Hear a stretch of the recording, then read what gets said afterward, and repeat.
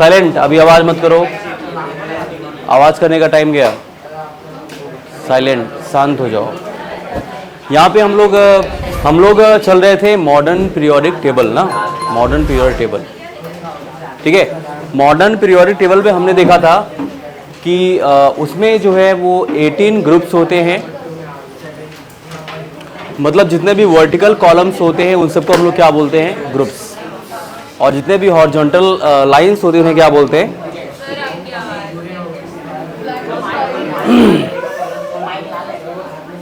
मैंने भी कुछ बोला ही कहाँ, ठीक है। जितने भी हॉरिजॉन्टल लाइंस होती हैं उन्हें हम लोग क्या बोलते हैं, पीरियड बोलते हैं। और जितने भी वर्टिकल ग्रुप्स होते हैं उन्हें क्या बोलते हैं हम लोग,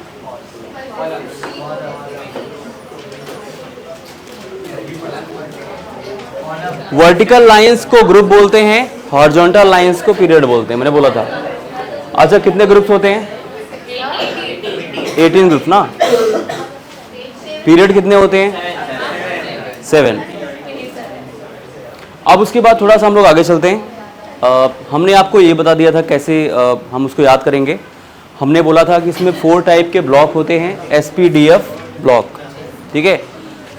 पहला और जो दूसरा ग्रुप जो होता है वो S ब्लॉक से होता है।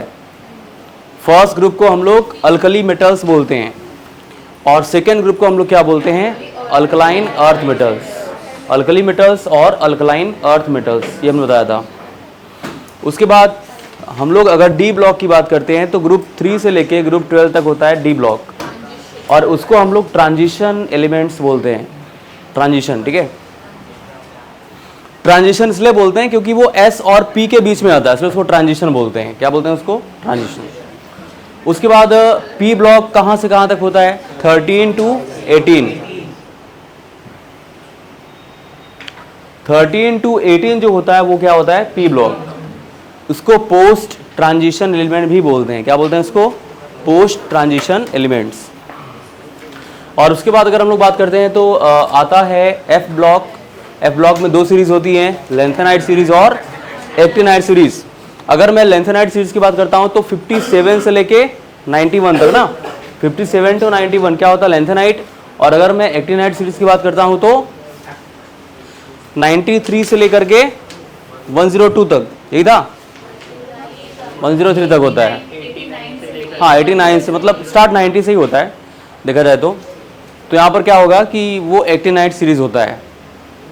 अच्छा, इसको हम लोग इनर ट्रांजिशन एलिमेंट बोलते हैं। किसको, F ब्लॉक को, इनर ट्रांजिशन। अगर हम लोग D ब्लॉक की बात करते हैं तो इसको ट्रांजिशन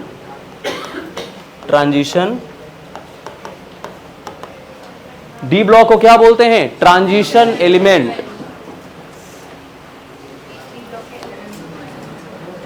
ट्रांजिशन एलिमेंट। और अगर मैं बात करता हूं F ब्लॉक के बारे में तो F ब्लॉक को बोलते हैं इनर ट्रांजिशन एलिमेंट।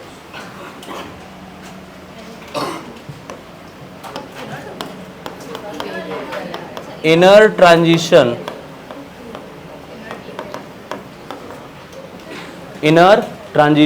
एलिमेंट, ठीक है, inner transition element. P block को क्या बोलते हैं, पोस्ट ट्रांजिशन एलिमेंट। क्या बोलते हैं,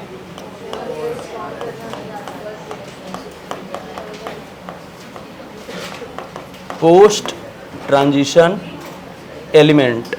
अब हम लोग कुछ रूल्स की बात करते हैं जो आगे जितने भी मेंडलीफ आए साइंटिस्ट, जो बड़े बड़े साइंटिस्ट आए थे, उन्होंने क्या बोला था उसके बारे में बात करते हैं हम लोग। अब देखो, सबसे पहले हम लोग बात करते हैं यहाँ पे हमने आपको बताया था कि फर्स्ट ग्रुप के जितने भी एलिमेंट होते हैं सब क्या होते हैं, मेटल। हाइड्रोजन को छोड़ के मैं अभी सब बता रहा हूँ, डोंट वरी। अभी मैं कन्फिग्रेशन बताऊंगा और उसके बाद जो कोई भी एटॉमिक नंबर दे रहा हो उसका कन्फिग्रेशन कैसे करेंगे वो मैं आपको बता दूंगा पूरा, ठीक है। कुछ ट्रिक्स भी बताऊंगा। मतलब कोई बड़ा एटॉमिक नंबर दे रखा है, उसका 1s2 2s2 करोगे तो कितना लंबा लिखोगे, टाइम जाएगा। कोई एक शॉर्ट तरीका जिससे आप फटाफट उसका कन्फिग्रेशन बता लो, ऐसे। अब उसके बाद हम लोग बात करते हैं यहाँ पे, एक रशियन साइंटिस्ट थे, उनका नाम था मेंडलीफ। हाँ, पूरा नाम दमित्री मेंडलीफ। उन्होंने क्या बोला था? उन्होंने क्या बोला था? Physical and chemical property, physical and chemical property of element is periodic functions to their atomic weight. कहने का मतलब ये है कि जितने भी एलिमेंट्स होंगे उसकी फिजिकल और केमिकल प्रॉपर्टी जो होगी वो किसके अकॉर्डिंग चेंज होगी? एटॉमिक मास के अकॉर्डिंग चेंज होगी। किसने बोला था? मेंडलीफ ने बोला था, क्योंकि उन्होंने पहले अरेंज किया था एलिमेंट्स को according to masses, atomic mass के अकॉर्डिंग। ठीक है, तो यहां पर क्या होता है?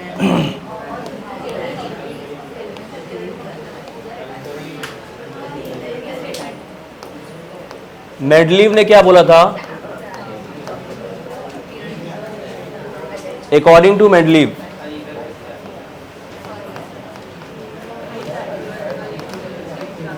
According to Mendeleev, physical and chemical property, क्या बोला था? Physical and chemical property of an element, physical and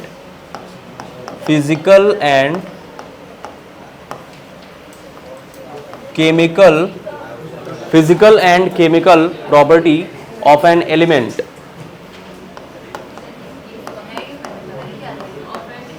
physical and chemical property of an element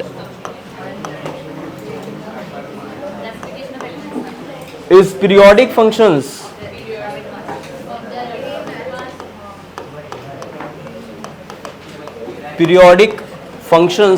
to their atomic weight, periodic functions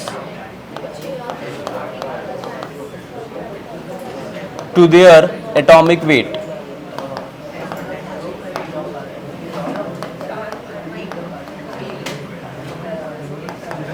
ठीक है, तो मेंडलीव ने बोला भाई कोई भी एलिमेंट है उसकी जो फिजिकल और केमिकल प्रॉपर्टी होगी वो पीरियोडिक फंक्शंस होगी, मतलब किसके?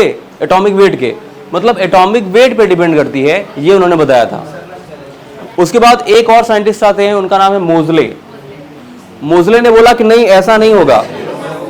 ठीक है, मोजले ने बोला कि भाई ऐसा नहीं हो सकता।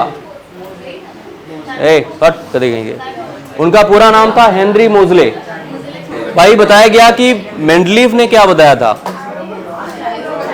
उन्होंने बोला था कि अगर हम लोग एलिमेंट्स को अरेंज करते हैं according to increasing order their atomic weight, atomic mass के अकॉर्डिंग अरेंज करते हैं, तो एलिमेंट की जो फिजिकल और केमिकल प्रॉपर्टी होगी वो पीरियोडिक फंक्शन होगी। किसके? एटॉमिक वेट के।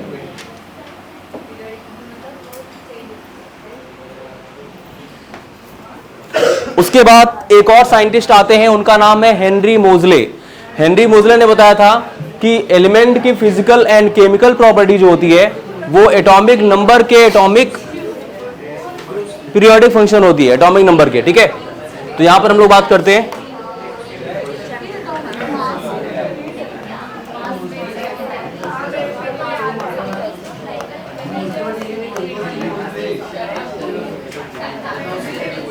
Henry Moseley. देखो, physical and chemical property of an element is periodic functions to their atomic number. क्या बोला था हेनरी मोजले ने? कि भाई किसी भी एलिमेंट की फिजिकल और केमिकल प्रॉपर्टी वो एटॉमिक वेट के अकॉर्डिंग नहीं, एटॉमिक नंबर के अकॉर्डिंग चेंज होगी। किसने बोला? हेनरी मोजले ने। तो यहां पर क्या होगा? Physical and chemical property,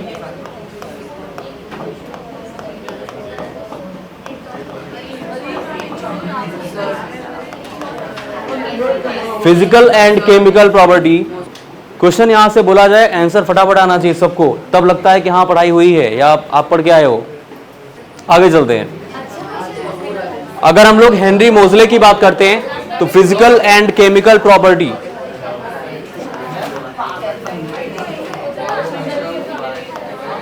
physical and chemical property of an element,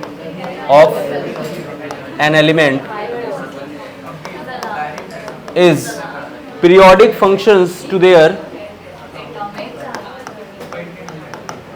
periodic function to their atomic number। ठीक है, एटॉमिक नंबर। हाँ देखो, हेनरी ने क्या बताया था कि अगर हम लोग कुछ एलिमेंट्स को अकॉर्डिंग टू एटॉमिक नंबर रखते हैं तो उसकी जो, हेनरी ने सबसे पहले जो मॉडर्न पीरियोडिक टेबल था ना उसको रिवीजन किया था। मॉडर्न पीरियोडिक टेबल को रिवीजन करने में हेनरी का सबसे बड़ा रोल है। तो उन्होंने एटॉमिक वेट का जो पीरियोडिक फंक्शन था उसको रॉन्ग उन्होंने बताया था। हाँ, उन्होंने बताया कि अगर हम लोग एलिमेंट को उसके एटॉमिक नंबर के अकॉर्डिंग रखते हैं तो उसकी जो फिजिकल और केमिकल प्रॉपर्टी होती है वो उसके पीरियोडिक फंक्शन होती है। ठीक है, हमारा जो मॉडर्न पीरियोडिक टेबल है जो हम लोग अभी यूज कर रहे हैं वो सबसे पहले हेनरी मोजले ने ही बताया था, जिसको हम लोग क्या बोलते हैं, इसको कौन सा लॉ बोलते हैं, मॉडर्न पीरियोडिक लॉ के नाम से भी जानते हैं इसको। हाँ बोलो। तो उसने क्या प्रूव किया था, मतलब जो एटॉमिक नंबर है वो ज्यादा फंडामेंटल चीज है टू अरेंज एलिमेंट्स। तो वो प्रूव करने के लिए उसने एक एक्सपेरिमेंट किया था जो नहीं समझा है। तो आप वो एक्सपेरिमेंट एक्सप्लेन करोगे? देखो, उन्होंने बोला था कि जो एटॉमिक नंबर होता है वो सबसे पहले 2-3 चीजों को रिप्रेजेंट करता है। अगर हम लोग बात करते हैं उसके स्ट्रक्चर को, मतलब कैसी स्ट्रक्चर कैसी स्पीसीज वो रिप्रेजेंट करेगा, उसके रिप्रेजेंटेशन को, और उसके प्रोटॉन्स और इलेक्ट्रॉन्स के अरेंजमेंट को रिप्रेजेंट करता है। अगर हम लोग बात करते हैं एटॉमिक नंबर, तो एटॉमिक नंबर सबसे पहले किसको डिफाइन करता है, एटॉमिक नंबर की अगर हम लोग बात करेंगे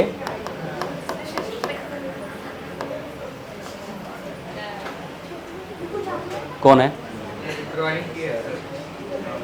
अब तुम क्लास के बाहर जाओगे, ध्यान देना।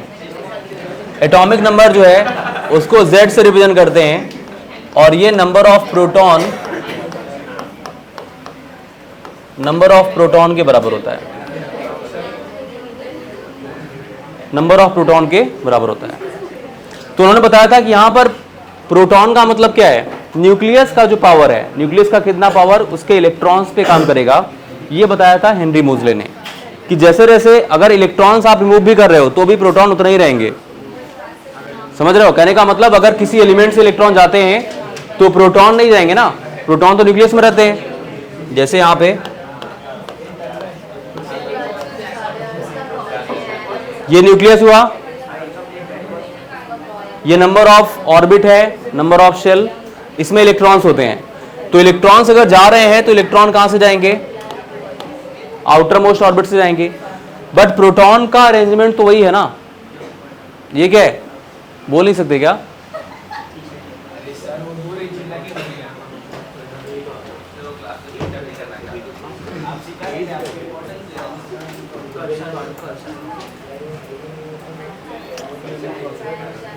तो यहां पे इसका जो पावर होता है न्यूक्लियस का वो उतना ही होता है। तो नंबर ऑफ प्रोटॉन जो होगा वो डायरेक्टली डिपेंड करता है एटॉमिक नंबर पे, जिसको हम लोग अभी आगे हम लोग पढ़ेंगे Z इफेक्ट, इसको हम लोग शिल्डिंग इफेक्ट बोलते हैं या स्क्रीनिंग इफेक्ट बोलते हैं, इफेक्टिव न्यूक्लियर चार्ज, हाँ उसी में आएगा। तो कहने का मतलब ये कि हेनरी मोजले का जो सबसे बड़ा एक्सपेरिमेंट था वो एटॉमिक नंबर को ही था, जो ये रिप्रेजेंट करता है कि न्यूक्लियस का पावर कितना काम करता है आउटर मोस्ट ऑर्बिट के इलेक्ट्रॉन्स पे।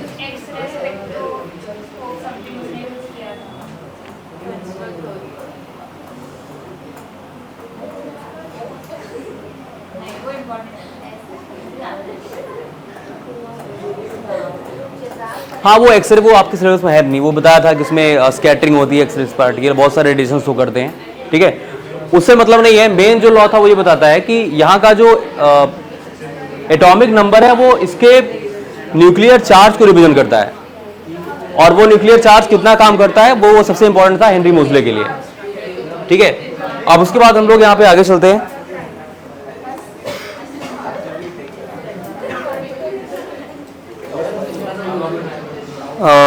और क्या दे रखा है, अच्छा एसपीडीएफ मैंने आपको बता ही दिया, पीरियड ग्रुप्स हो गए सब।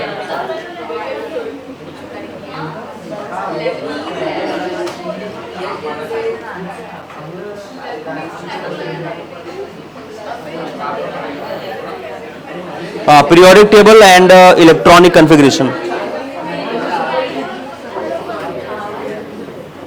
चलो अब यहाँ पे कुछ रूल है जो हमने स्ट्रक्चर ऑफ एटम में पढ़ रखा है पहले से, वो यहाँ पे फिर से दे रखा है उसका नाम, तो उसको हमको रिवाइज करना पड़ेगा। यहाँ पे जैसे आफ्बा प्रिंसिपल दे रखा है, उसके बाद हाँ पॉली एक्सक्लूजन प्रिंसिपल और hunts rule of maximum multiplicity. कौन बातें कर रहा है? दोनों खड़े हो जाओ तो। अब अगर दोनों नहीं बता पाए तो क्लास के बाहर करूंगा।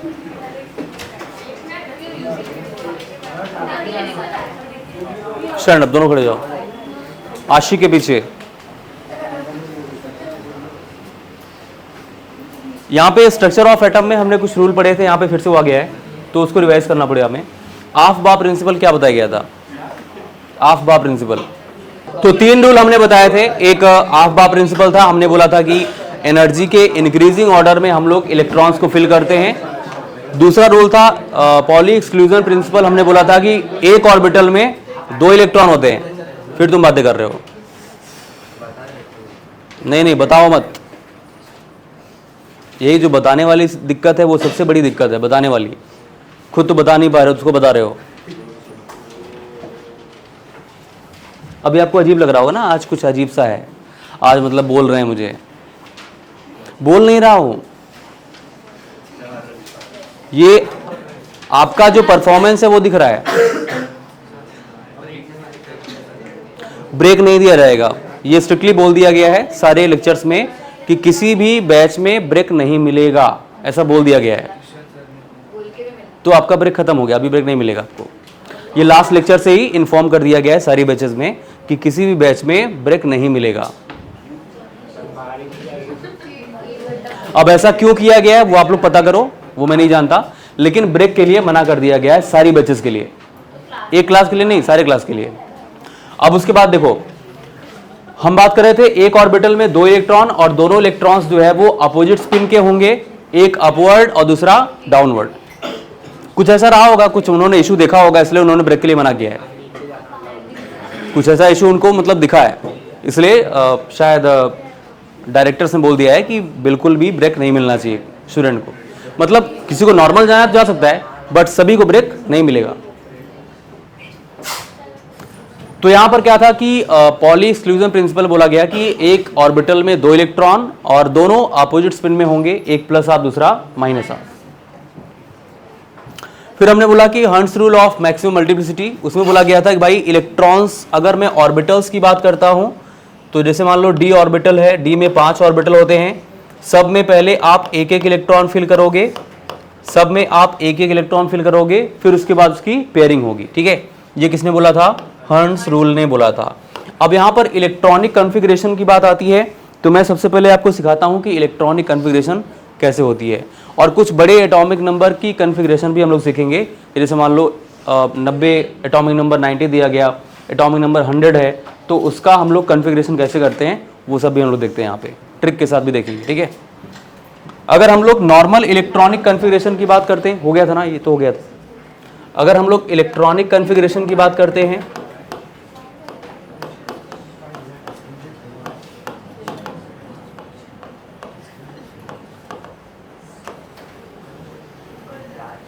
तो मैंने आपको बोला है कि जितने भी चैप्टर्स हैं सब में एटॉमिक नंबर आपको आना चाहिए। अगर आपको एटॉमिक नंबर नहीं आता तो मैक्सिमम चीज़ आप नहीं कर पाओगे। जैसे अगर आपको पोटेशियम का एटॉमिक नंबर नहीं आता तो आप उसका कॉन्फ़िगरेशन नहीं कर पाओगे, इसीलिए मैंने बोला कि कम से कम 30 तो आपको आना चाहिए। उससे ज़्यादा आ रहा है तो अच्छी बात है, लेकिन मिनिमम अगर आपको नहीं आता तो भी आप 30 तो याद ही करो, 30 याद करो। ठीक है, जैसे मान लो मुझे मैग्नीशियम का इलेक्ट्रॉनिक कॉन्फ़िगरेशन करना है, मैग्नीशियम का एटॉमिक नंबर 12 होता है, और अगर हम लोग इसके कॉन्फ़िगरेशन की बात करते हैं तो ये होता है 1s2 2s2 2p6। ठीक है, 1s2 2s2 2p6, और क्या होगा 3s2, और क्या हो जाएगा, देखो ये 10 हो गया ना, 12, 3s आगे नहीं होगा, अभी हो गया 3s2। ये इसका कॉन्फ़िगरेशन है। जैसे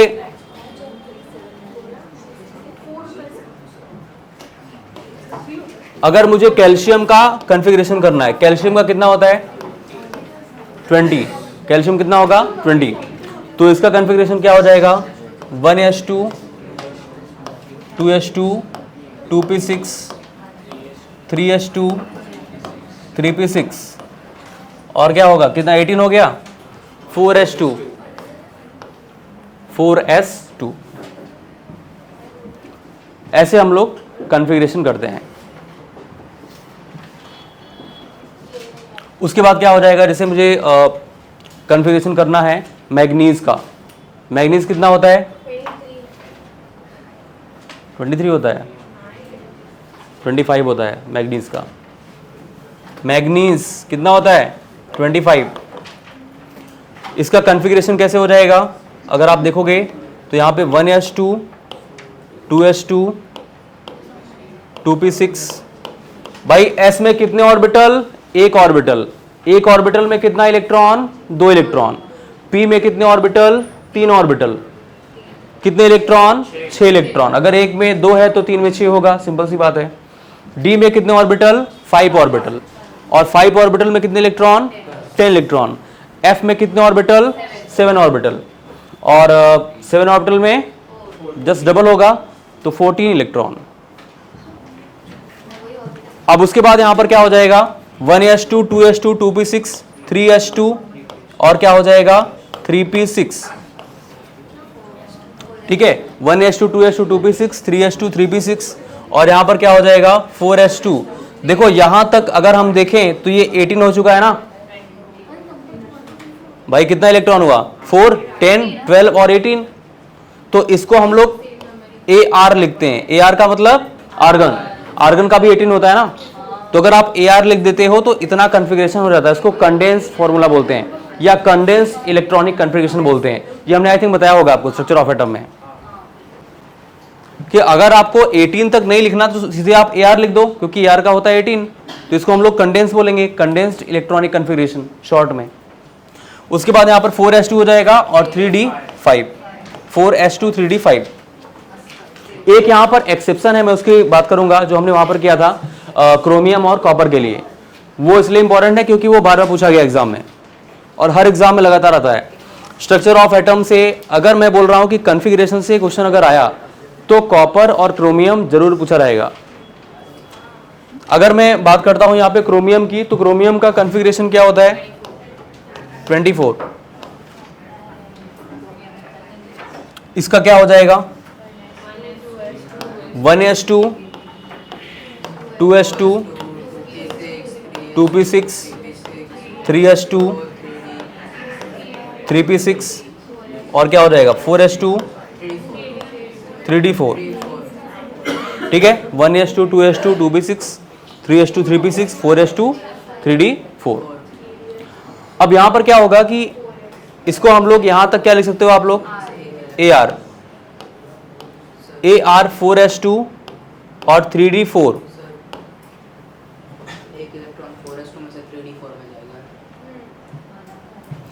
ये तभी होगा, देखो मैं एक रूल बता रहा हूं आपको, शायद मैंने बताया भी होगा आपको।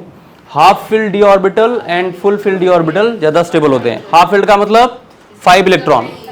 डी में 5 ऑर्बिटल होते हैं। अगर एक एक सब में भरोगे तो कितने इलेक्ट्रॉन हो जाएंगे? 5। और सबकी पेयरिंग कर दोगे तो कितना हो जाएगा? 10।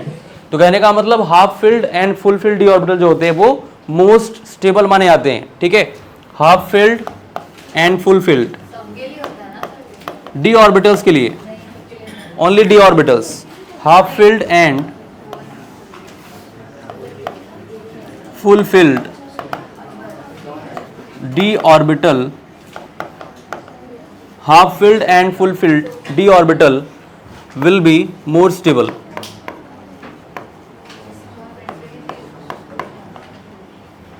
तो अगर s का एक इलेक्ट्रॉन जम करके d में जाएगा तो कितने हो जाएंगे? अभी 3d4 है तो हो जाएगा 4s1 और 3d5, 4s1 और 3d5।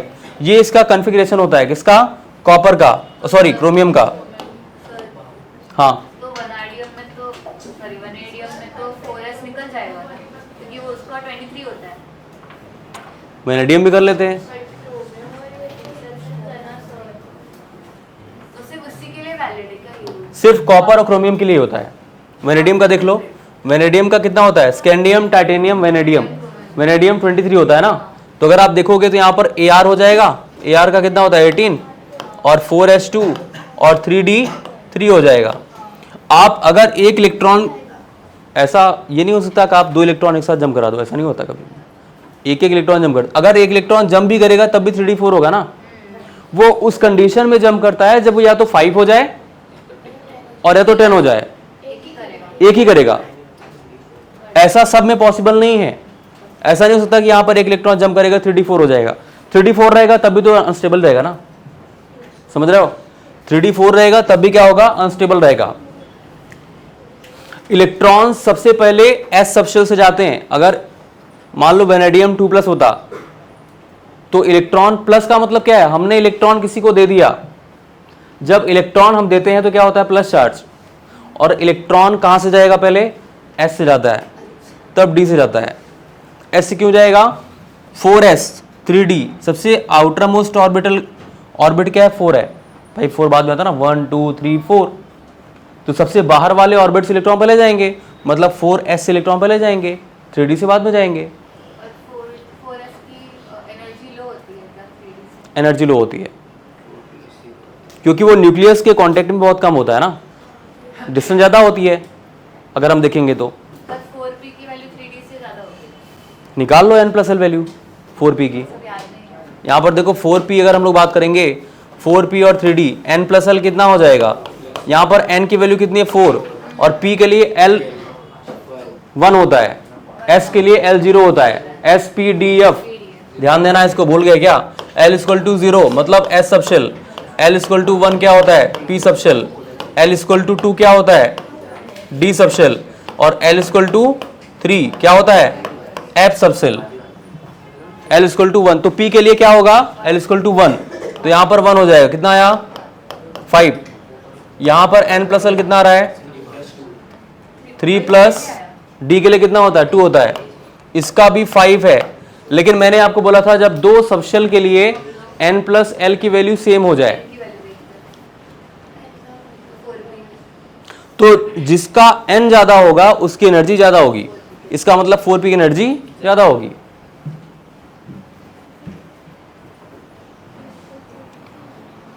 अब इसको नोट करिए, कुछ हम बड़े एटॉमिक नंबर्स के बारे में बात करते हैं कि उसका कॉन्फ़िगरेशन कैसे करते हैं। हाँ, यहां पर देखो।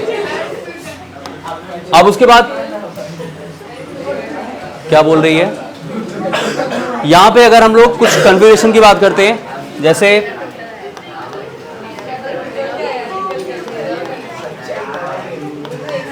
देखो अभी कुछ टाइम पहले ही मैंने कितना समझाया, लेकिन उसका कोई भी इफेक्ट दिखता नजर नहीं आ रहा। थोड़ा सेंस होता तो समझते कि हाँ सर क्या बोल रहे हैं, मतलब एक्चुअल में क्या होना चाहिए। बिल्कुल कोई मतलब नहीं।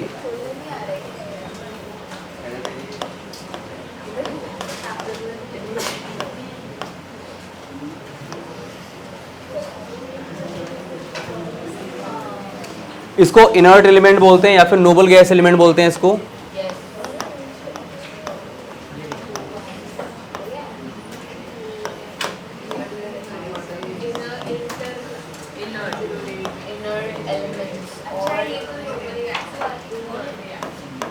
ये जो है हीलियम की अगर हम लोग बात करते हैं, हीलियम फर्स्ट पीरियड से आता है। हाँ, इसको हम लोग जीरो ग्रुप भी बोलते हैं, जीरो ग्रुप। ये थर्ड पीरियड से आता है, ये 4 से आता है, ये 5 से आता है, और ये 6 से आता है। ठीक है, अब इसको देखो। जैसे मुझे अगर मैं एग्जांपल लेता हूं, एटॉमिक नंबर 50, कोई एलिमेंट है, हाँ उसका एटॉमिक नंबर है 50, तो उसका मुझे कॉन्फ़िगरेशन करना है। अब आपको ये देखना पड़ेगा कि 50 के जस्ट पहले कौन सा इनर्ट एलिमेंट आ रहा है। अच्छा हाँ, एक और इंपॉर्टेंट चीज, अगर मैं इनके एटॉमिक नंबर्स की बात करता हूं, हीलियम के एटॉमिक नंबर्स की, हीलियम का क्या होता है?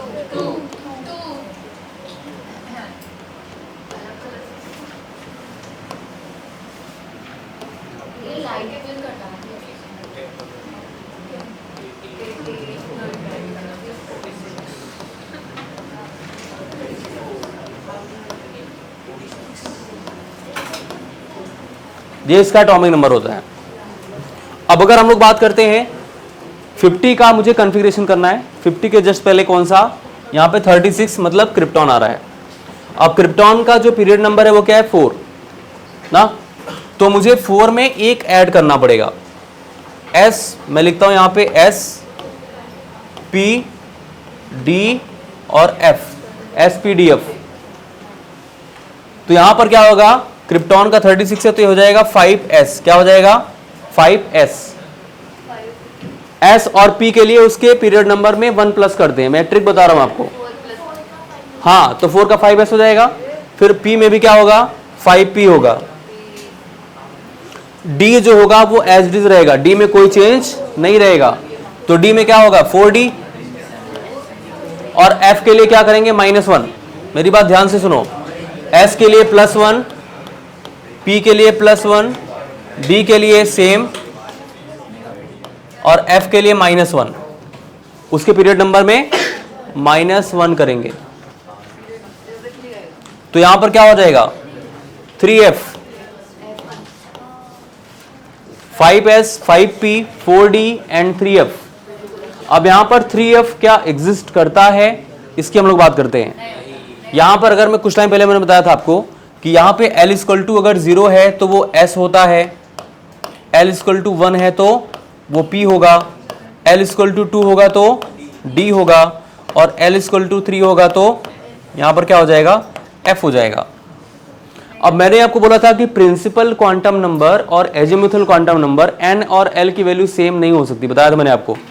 l सब शेल को रिप्रेजेंट करता है, n शेल को रिप्रेजेंट करता है, दोनों की वैल्यू सेम नहीं हो सकती।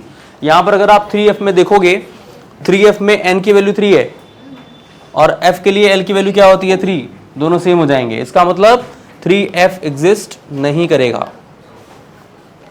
अब मेरी बात ध्यान सुनो, यहां पर मुझे 50 का कॉन्फ़िगरेशन करना था, सबसे पहले मैं क्या लिखूंगा, क्रिप्टन ना, Kr अगर आपने लिखा तो 36 तक तो वैसे कंप्लीट हो गया, 36 तक। उसके बाद क्या लिखोगे आप, 5s। 5s में कितना इलेक्ट्रॉन फिल करते हैं, 2। वही बता रहा था कि किसी भी एटॉमिक नंबर का कॉन्फ़िगरेशन करना है, उसके जस्ट पहले देखो कौन सा एलिमेंट आ रहा है। 50 का करना था, 50 के पहले कौन आ रहा है, क्रिप्टॉन, क्योंकि उसका एटॉमिक नंबर 36 होता है। उसके आगे जाओगे 54 हो जाएगा, 50 से ज़्यादा है। तो यहाँ पर हमने क्रिप्टॉन लिया, क्रिप्टॉन का पीरियड नंबर है 4। उसके पीरियड नंबर में S के लिए +1 करते हैं, P के लिए +1 करते हैं, S और P दोनों के लिए +1 करेंगे, D के लिए एज इट इज रहेगा, कोई चेंज नहीं होगा, F के लिए -1 करते हैं। तो यहाँ पर 5S 5P हो जाएगा और D के लिए तो वही रहेगा 4D और F के लिए एक माइनस होगा तो 3F हो जाएगा। मैंने आपको बोला कि 3F एग्जिस्ट नहीं करता क्योंकि उसमें N और L की वैल्यू सेम हो जाती है। N और L कभी सेम नहीं हो सकते, ये हमने स्ट्रक्चर ऑफ एटम में पढ़ा हुआ है। N जो होता है वो प्रिंसिपल क्वांटम नंबर को और L जो होता है वो एजीमुथल क्वांटम नंबर को रिप्रेजेंट करता है, मतलब जो कि शेल और सबशेल को रिप्रेजेंट करते हैं। शेल और सबशेल दोनों सेम नहीं होता, आप जानते हो ना, शेल बड़ा होता है सबशेल से। तो यहाँ पर क्या हो जाएगा, n की वैल्यू हमेशा l से बड़ी होनी चाहिए, बराबर नहीं हो सकती, ये आपको पता है, और n छोटा भी नहीं हो सकता कभी। तो f एग्जिस्ट नहीं करेगा। उसके बाद क्या होगा, हम लोग s लिखते हैं पहले, s के बाद इलेक्ट्रॉन्स को फिल करने का रूल क्या है। अगर आप पीरियोडिक टेबल देखोगे तो सबसे पहले s आता है ना, s ग्रुप, भाई s ब्लॉक आता है पहले, first group, second group, s block. तो पहले s सबशेल में इलेक्ट्रॉन फिल करते हैं। अगर s ब्लॉक के आप ठीक नीचे देखोगे तो आपको 2 सीरीज दिखती है, लैंथेनाइड और एक्टिनाइड, f ब्लॉक। D तो बीच में आता है ना, S के ठीक नीचे अगर आप देखोगे तो 2 सीरीज होती है F ब्लॉक की, F ब्लॉक आता है, पहले S आएगा, फिर F आएगा, फिर कौन आएगा, D, और लास्ट में कौन आता है, P। तो इलेक्ट्रॉन फिल कैसे करते हैं, पहले S में, फिर F में, फिर D में और फिर P में, याद रखना इसको। तो यहाँ पर क्या होगा, 5s2,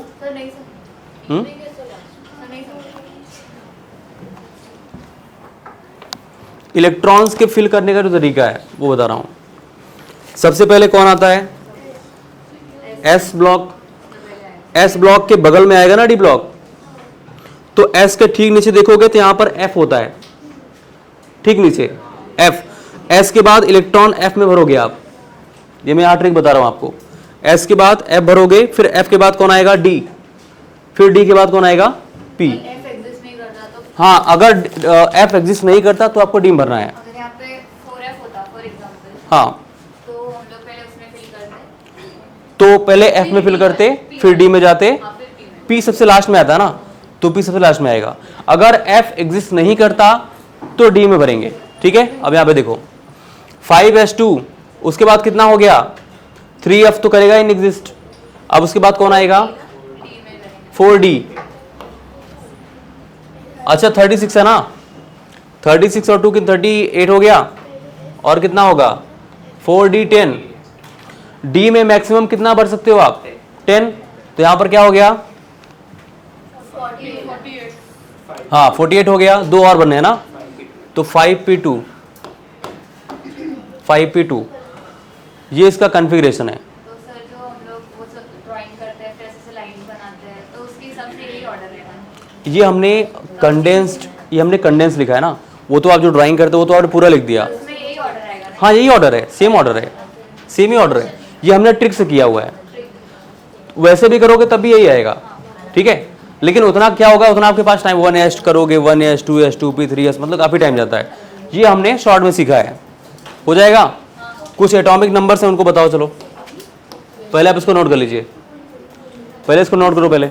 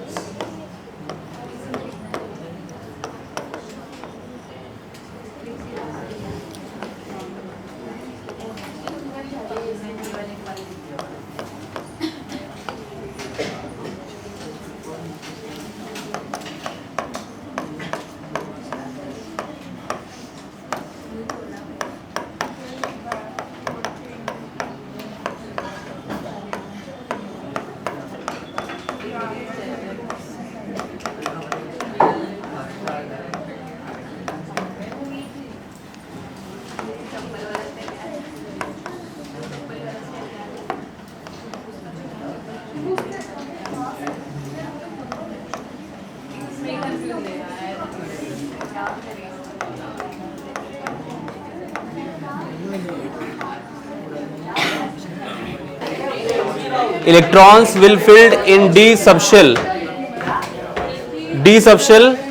and then P subshell. If F does not exist, then electron will filled in D subshell and then P subshell. हाँ अगर F exist नहीं करेगा तो होगा, मतलब हर कंडीशन में F एग्जिस्ट नहीं करेगा ऐसा नहीं होगा ना। जैसे 3F आ गया, 3F एग्जिस्ट नहीं करता, 4F एंड 5F करेगा ना। हाँ तो करेगा एग्जिस्ट, तो S के बाद F, वही तो लिखा है SFDP। सबके लिए भी होगा। हर कंडीशन में F एग्जिस्ट नहीं करेगा ऐसा होता है क्या? नहीं। पर कुछ में अगर कर रहा है तो ये नहीं करेंगे। अगर F एग्जिस्ट करता है तो ऑर्डर है SFDP, ये बोल रहा। नहीं कर रहा है तो SDP, F नहीं करेगा तो सिंपल सी बात है, जो एग्जिस्ट नहीं करेगा उसको हटा देंगे ना। और मेरी बात ध्यान सुनो, एक बार देखो, बहुत सारे लोगों का आंसर है, बहुत लोगों ने आंसर नहीं बताया है, देख लो जिसको भी डाउट है। यहाँ पर देखो, यहाँ पर एटॉमिक नंबर 98, एटॉमिक नंबर 60 और एटॉमिक नंबर 73 हमने अभी देखा था कि helium, neon, argon, krypton, xenon और रेडॉन। इसका एटॉमिक नंबर कितना होता है? 2, 10, 18, 36, 54 एंड 86। इसका अगर हम लोग पीरियड नंबर बोलते हैं 1, 2, 3, 4, 5 एंड 6। अब यहां पर देखिए, अगर मुझे 98 का करना है तो 98 के जस्ट पहले आप देखो कौन सा इनर्ट एलिमेंट आ रहा है? रेडॉन। रेडॉन आप लिख लो, रेडॉन का 86 होता है, तो 86 तो वैसे ही कंप्लीट हो गया आपका। अब उसके बाद रेडॉन कौन से पीरियड नंबर से आता है? 6। मैंने बोला था कि पीरियड नंबर में उसके 1 प्लस करेंगे S और P दोनों के लिए, तो यहां पर हो जाएगा 7S। 7S में कितने इलेक्ट्रॉन बताइए? 7S में तो 2 ही करते हैं ना, 7S2। उसके बाद यहां पर क्या होगा? F आएगा, F के लिए -1 करते हैं तो हो जाएगा 5F। अब यहां पर कितना फिल होगा? 86 और 2 कितना हुआ? 88। तो हमको कितना किसका करना था? 98 का, तो यहां पर हो जाएगा 5F10। 98 हुआ कि नहीं हुआ? हुआ ना। ये इसका हो गया कॉन्फ़िगरेशन। उसके बाद मुझे एटॉमिक नंबर 60 करना है। एटॉमिक नंबर 60, आशी तिवारी स्टैंड अप। अब बताओ मुझे क्या करना होगा एटॉमिक नंबर 60 के लिए।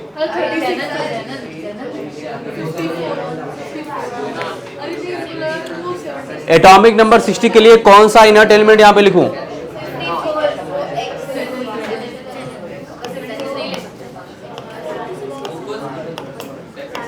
ज़ेनॉन 54 ना, 6H2 हो जाएगा। हाँ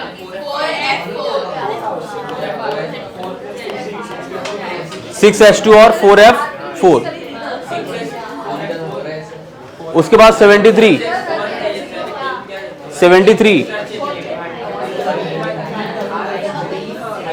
चलो 73 तुम बोलो। 73 कौन बोलेगा? ये बोलेगा 73, तुम बताओ। 73 हाँ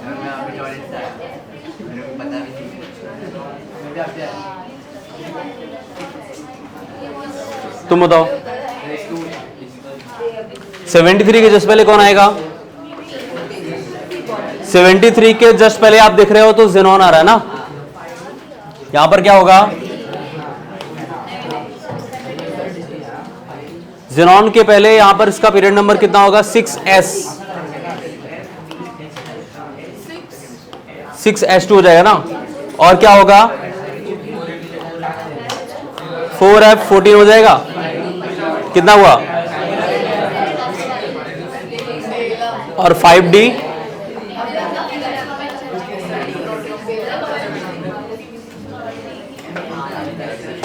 अभी हो जाएगा।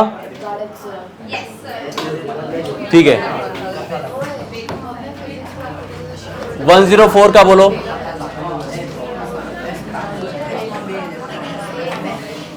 92 का और 65 का। सभी लोग चलो बताओ। सबको इसका बताना है electronic configuration.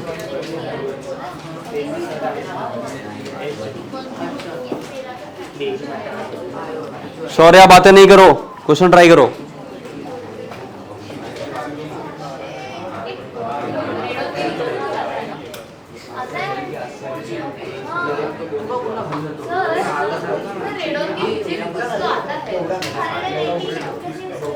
OG but maximum use नहीं होता, वो ओजी यूज नहीं होता मैक्सिमम। हाँ आता है।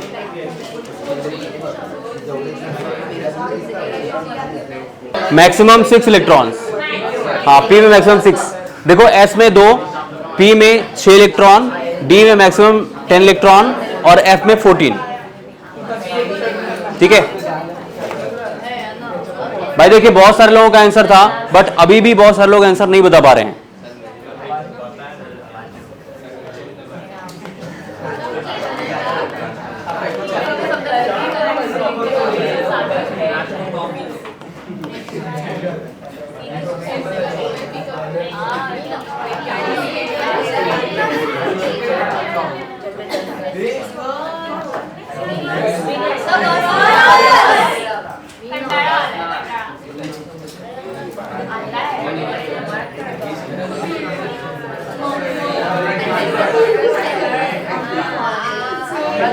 बताओ अभी।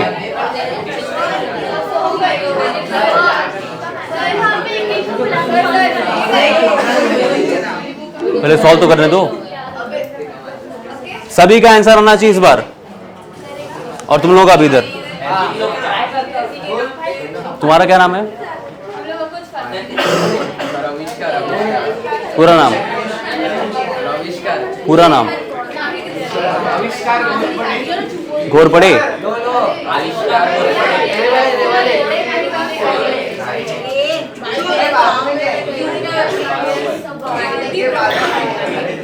$91। हेलो ये समझ लो कि अगर ये सब एग्जाम में आ गया ना एक भी नहीं कर पाओगे, एक भी नहीं। अभी तुमको मजाक लग रहा है, अभी तुम्हें मजाक लग रहा होगा, लेकिन ये जो टॉपिक्स हैं यहाँ से क्वेश्चन फिक्स होते हैं एग्जाम में। और अगर पढ़ाई करना है तो सीरियसली करो, नहीं करना है तो टाइम वेस्ट मत करो। सिंपल सा फंडा है। लाइफ में कुछ भी करना हो, अच्छा करना हो खराब करना हो, एक बार में एक ही काम करो। बहुत खराब करोगे तो भी अच्छा होगा, और बहुत अच्छा करोगे तो अच्छा तो होगा ही।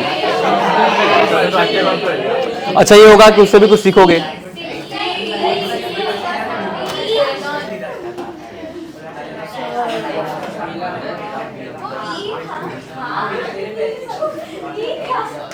एक साथ दो काम नहीं हो सकते। बातें भी कर लो, पढ़ाई भी कर लो, ऐसा पॉसिबल नहीं है।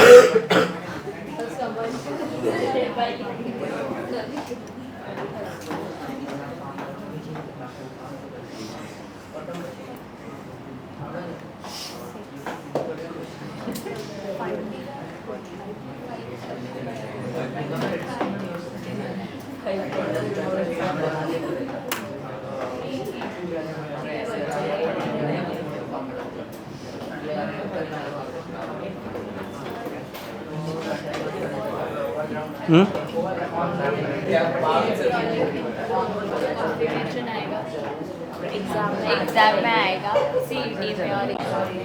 और क्या, इसलिए तो करवा रहा हूँ। आ सकता है।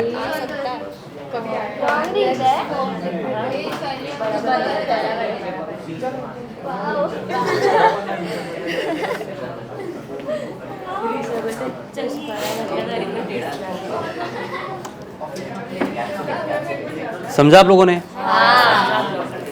अब देखो यहां पे अगर कोई भी एलिमेंट का कॉन्फ़िगरेशन हम करते हैं और उसका लास्ट इलेक्ट्रॉन जिस सबशेल में जाएगा वो उस ब्लॉक से बिलोंग करता है। मेरी बात ध्यान सुनो। जैसे मान लो हम लोग बात करते हैं यहाँ पे कैल्शियम की बात करते हैं। अगर मुझे बताना है कि कैल्शियम जो है वो कौन से ब्लॉक का एलिमेंट है,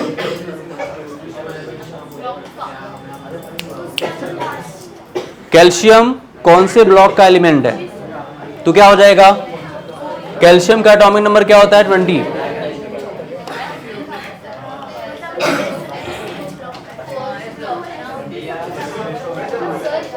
इसका कॉन्फ़िगरेशन क्या होगा आप बोलिए?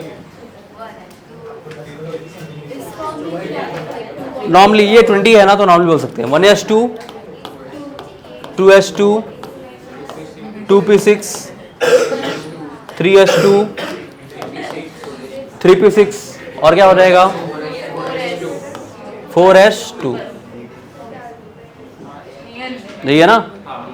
तो यहां पर क्या होगा अगर आप देखोगे तो मैंने ये बोला कि अगर कोई एलिमेंट ये बताना है कि वो कौन से ब्लॉक से बिलोंग करता है, तो आप ये देख लो कि उसका लास्ट इलेक्ट्रॉन कौन से सबशेल में गया है, S subshell.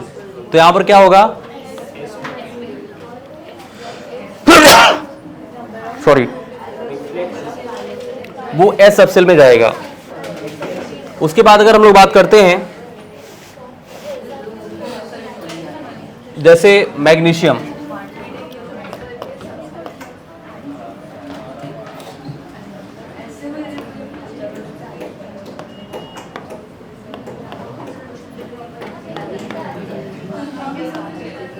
One S to 2s2 2p6 3s2 क्या हो जाएगा?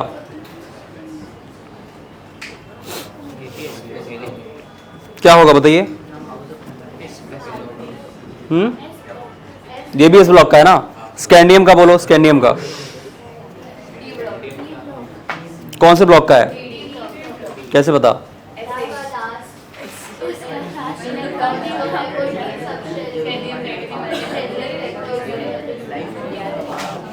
बेरिलियम कौन सबशेल का है?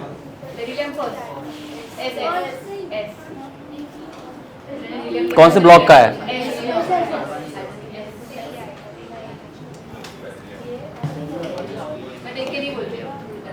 और क्रोमियम डी ब्लॉक का है, याद रखना। तो इस तरह से हम लोग पूरा कॉन्फ़िगरेशन हमने देखा। आप कॉन्फ़िगरेशन कर भी लोगे आई थिंक। कौन सा? अच्छा पी वाला देख लो। जैसे अगर हम लोग एल्यूमिनियम की बात करते हैं, एल्यूमिनियम। अच्छा क्वेश्चन लिखो जरा लो, सब लोग आप लिखो। हाउ मेनी एलिमेंट्स, हाँ ये क्वेश्चन है, लिखो जरा। हाउ मेनी एलिमेंट्स नोट करो are present, how many elements are present, how many elements are present in the six period, six period, हाँ बहुत सारे सिक्स में ना, तो वो भी आएगा एक्टिलाइट। देखो, अगर कभी भी हमें ये पूछा रहा है कि इस पीरियड में कितने एलिमेंट होंगे, तो ऐसे क्वेश्चंस को सॉल्व कैसे करते हैं, एक बार ध्यान से देखना। जैसे हाँ देख लो, यहां पर क्या पूछ रहा है, सिक्स पीरियड ना। अच्छा एक बात बताओ आप, अगर सिक्स पीरियड कौन लिखेंगे तो क्या हो जाएगा, 6s हो जाएगा, होगा ना, होगा। एफ के लिए क्या होगा, 5f। डी के लिए क्या हो जाएगा, ऐसा करने की जरूरत नहीं है। एक सेकेंड रुक जाओ,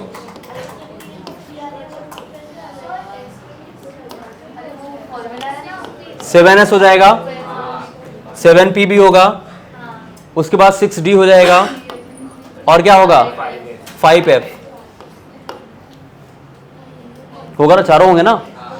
s में कितने इलेक्ट्रॉन, 2 ही भरते हैं। p में कितने इलेक्ट्रॉन।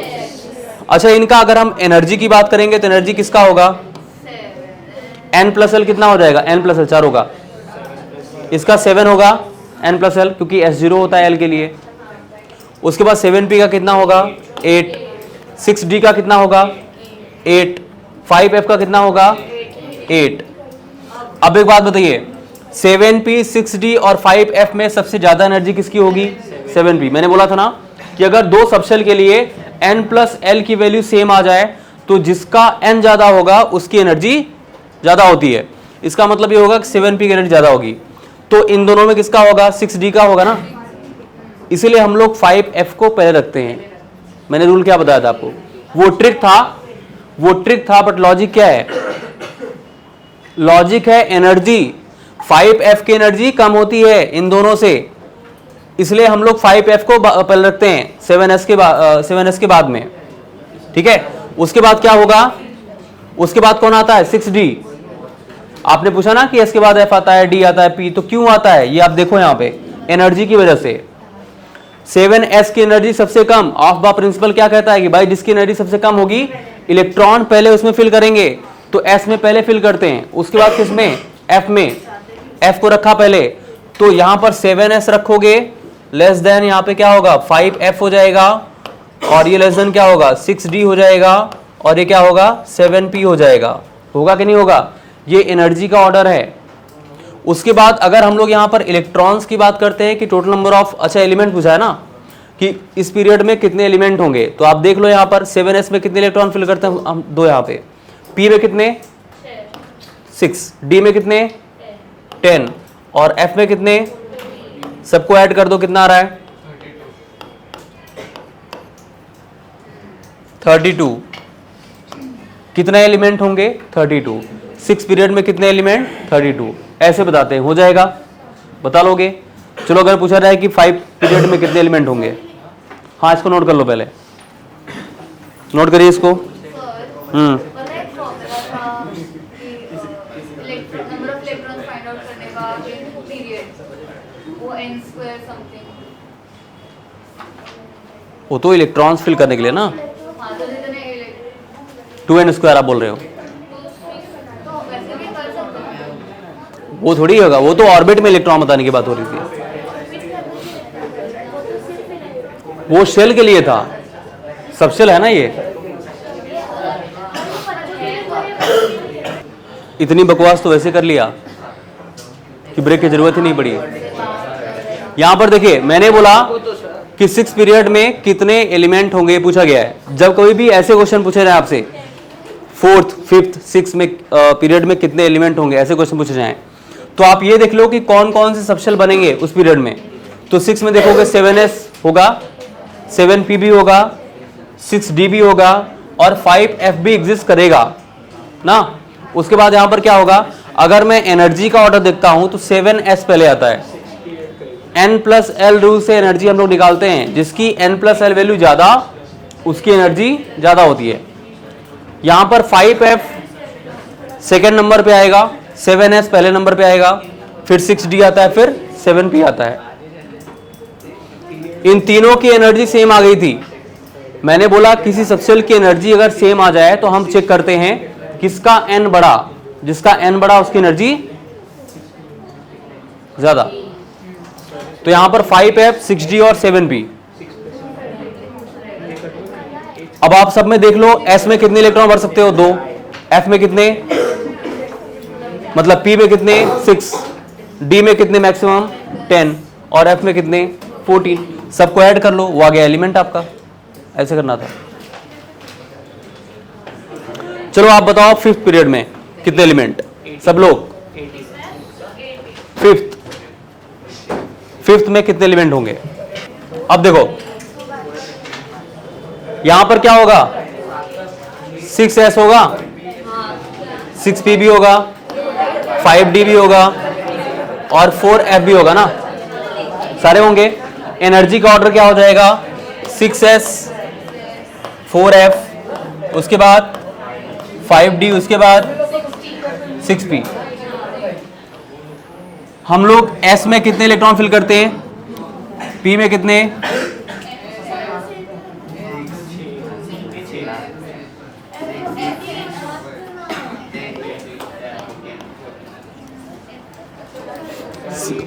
सेम ही आएगा ना।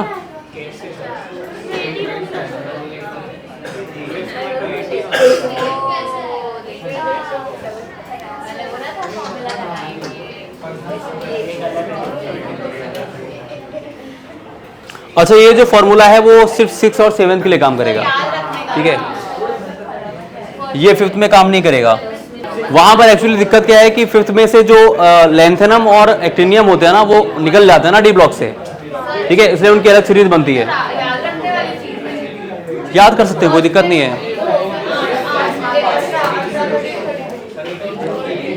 18 और 32 ऐड करते हैं उसमें, ठीक है? अच्छा, एक बात ध्यान सुनो, अगर हमको फर्स्ट ग्रुप का कॉन्फ़िगरेशन पूछा रहा है, आउटर मोस्ट कॉन्फ़िगरेशन, इस बात को याद रखना, आउटर मोस्ट कॉन्फ़िगरेशन पूछा रहा है, क्या होता है? जैसे लिथियम कितना होता है? 3।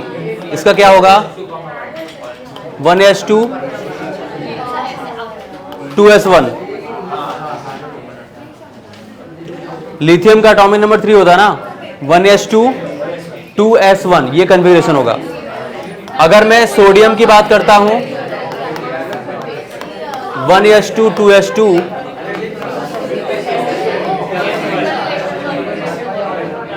ये होगा ना। इस बात को ध्यान देना, लास्ट में जो कॉन्फ़िगरेशन आता है वो NS1 आता है। इसका आउटर मोस्ट कॉन्फ़िगरेशन क्या होगा? NS1।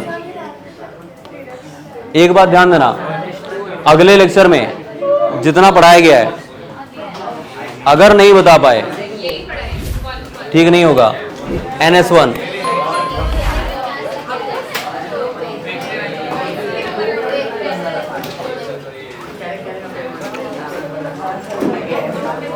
Thank you so much, thank you.